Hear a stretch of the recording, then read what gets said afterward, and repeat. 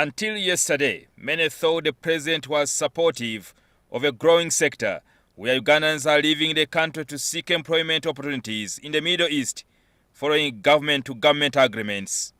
I don't really support this idea of externalization of labor. Countries which externalize labor, I think, are countries which have missed something. And I have some proof. I have never seen South Koreans exported as labor, except Ban Ki-moon. These people of yours who go to do a KAO in Japan, why? However, this statement from the president left many in shock, especially those involved in business of exporting Ugandans for jobs abroad. I think we control about 80% of the market. So the 20% are the ones who go through traffickers. However, you know, when you put a lemon into a cup of milk tea, it all gets spoiled. So when a lady in Oman sends a WhatsApp, a post saying, I'm suffering, Munyambe, that one spoils the whole thing. So, but the people who are comfortable are so many. 80% of the people are comfortable. They are building houses, they are educating their children, they are transforming their lives. On previous addresses on externalization of labor, government has been quick to point out the positive attributes to Ugandans formerly seeking jobs in the Middle East. There are benefits. One of them is remittances from Ugandans abroad, which now stands at about 1.4 billion. More than what coffee? US dollars. Yes, more than the 550 or thereabout $1 million that we get from coffee. That money pays school fees.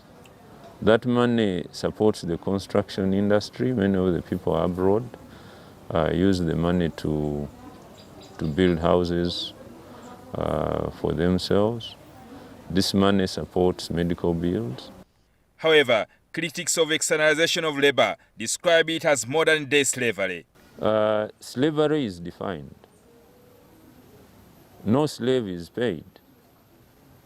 No slave has rights. But these workers have rights. They even go to court. Despite of the benefits, the Director for Labor in the Ministry of Gender, Labor and Social Development, Martin Wandela, is cautioning Ugandans seeking employment abroad, especially in the Middle East countries. I would recommend Ugandans to stay here. But if you choose to go abroad, then make sure you go through a formal channel, and that is through a licensed recruitment company. About 36,000 Ugandans leave the country every year to seek employment.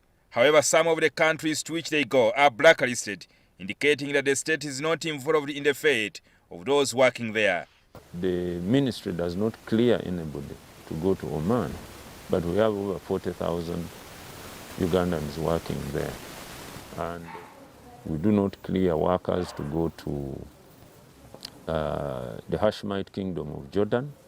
And currently, domestic workers are cleared for only Saudi Arabia. President Yoweri Museveni is also concerned that the foreigners were licensed to recruit Ugandans to work abroad. One of the controls was that the labor companies had to be owned by locals. So we are working around it with the government, Ministry of Gender, Labour, Social Development, the Ministry of Internal Affairs, Immigration and Interpol, to ensure that this kind of middlemen, the foreigners involved in too much detail recruitment, Ugandans here should stop.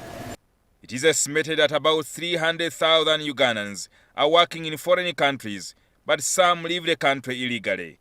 It will be interesting to see what they make of the president's feelings after he indicated that these people are better off working in their home country. Jingo Francis, NTV, Weekend Edition.